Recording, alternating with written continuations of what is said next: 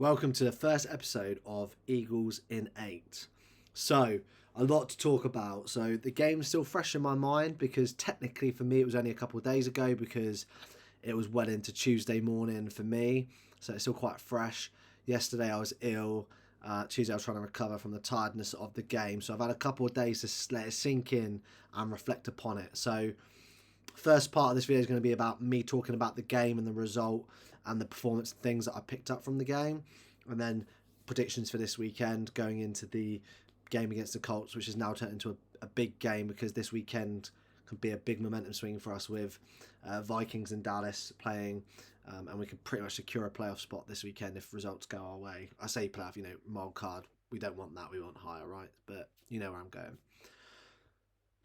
So the loss, very disappointed in many ways, but also I'm not overly mad either.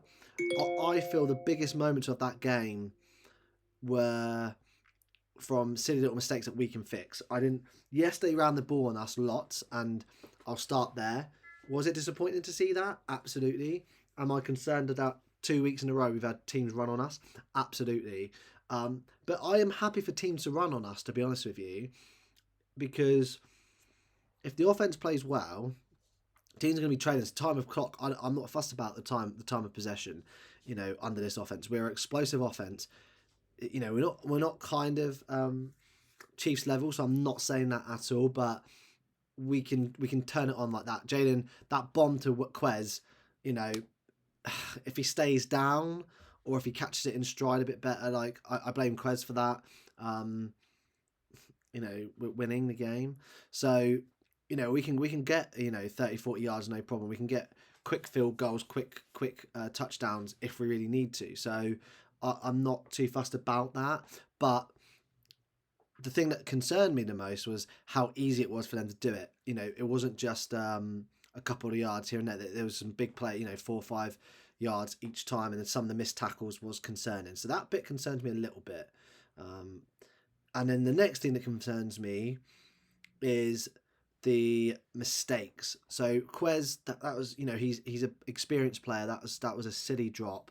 AJ, again, that interception, just come out the get. Like, I get you're a warrior and I respect your toughness, but that ball there a few weeks ago, you would, or before you got that little knock in the first quarter, you would have made that and caught that.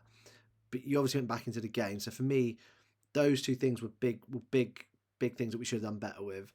I can't blame Godert for his turnover. That was a horrific call by the refs, and it really frustrates me that we don't have that. You can call that, flag that. Now, I love my Premier League. I love soccer, football, and a lot of people complain about the fact that most things can be checked on what they call a VAR, video assistant referee, and the same with rugby. They have a similar system. Rugby probably does it the best in my opinion, and they will say during the play that something's gone down that you've missed, and to review it. I don't know why the NFL can't do that.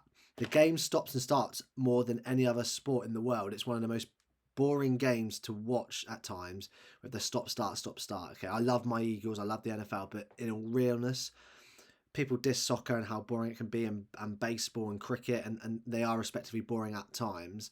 But the NFL can be very prolonged and boring with all these stop starts. So there's no reason why the NFL can't implement that. That call being missed was ridiculous, and it's now injured Dallas Goddard, so it's now cost us future, and I'm worried about that because he's a crucial part of our play, not just from the what he offers us receiving wise, but the whole scheme. He knows where to run, even if he's not going to be an option. Potentially blocking and things like that, and that's really really frustrating to see.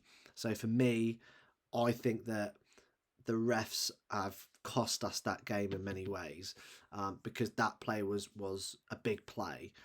You were around the mid, I think it was a 40-something yard line. You then add 15 yards to that. We're in the field goal range or close to field goal range. They got 3 points from that, and that swing was massive. That to me was a 6 point swing, potentially more, but pretty much a 6 point guaranteed 6 point swing, and potentially a 10 point swing because we were either getting 3 or 7 on that drive, and then they obviously got the 3 points. And that was frustrating, and that was where the game was kind of. I felt like just the momentum went, and then I think if that didn't happen, Quez might have acted differently with his, his effort to try and get up and score a touchdown and things. I don't know, game changes, but that was really frustrating for me. However, in my opinion, Gannon's to blame the most. He didn't adjust to that. I'm not fussed about them running, like I said, but getting 4 yards, 5 yards, multiple times is frustrating. And the fact we didn't change our game plan until later on in the third, like it felt like the middle of the third that we changed it, was very frustrating. So Gallon's to blame the most for that loss. Then it's the refs, in my opinion, and then it's probably Brandon Graham or Quez Watkins. You can blame either one, but number 2 is definitely the refs for me, because that got up tackle with the face mask was absolutely a game changer for me. But yes, Hurts looked good. Hurts was not to blame at all. Offense wasn't at its best, but it wasn't bad either. That bomb to Quez, like I say, Quez should have done better with it. And the ref missed a bad call on Godert. He was getting through. Probably would have got further if they didn't face mask him as well. So yeah, I'm quite happy with where we're at. I think we do turn it around this weekend. This weekend, I do think we win.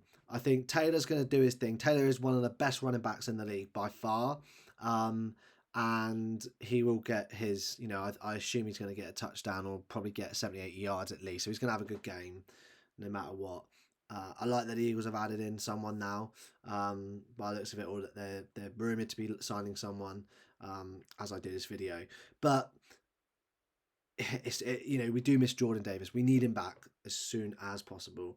But we've got to take what we've got right now. Taylor's going to get his, but I'm not fussed about their air game. I think their defense isn't that great either, so I really do think that we can open them up, let them run, let them do that. It's just going to take time off the clock at the end of the day. They're going to play hard. They're going to try their best. They've just got a new coach in, got their first win last week under him.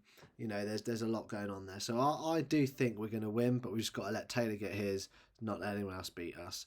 You can't allow a poor team like them go down and score points on us. So let's see how it goes, but I'm not worried about the Colts. The Colts for me are a fantastic sort of organisation in the sense of they tried to win. They're trying their best to win. They went in, got Reich, they got Wentz under him, and they do try. They do try. It's just not worked out for them. But I'll be really annoyed if Matt Ryan starts throwing bombs on us and we lose because of it. They will be a good team in a few years, no doubt, once they get the quarterback situation sorted. But this year, they're not a team that should be beating the Philadelphia Eagles. So I'm going to go with a 10-point win against the Colts this weekend. Thanks for watching. That's Eagles in 8.